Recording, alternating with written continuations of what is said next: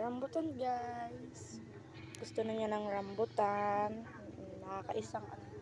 Actually, di siya isa. Madami na. Nakakadami na to. Gusto niya yung rambutan. Basta wala yung balat.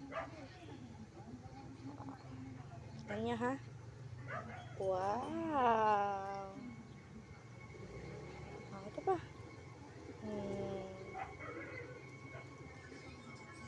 Pero pag ayan tignan nyo. Pag may balat, parang naano siya. Kinakain niya din, pero ganyan siya. Ito pa. Last one. Wala na. Gusto niya pa, kaya magbubukas pa tayo.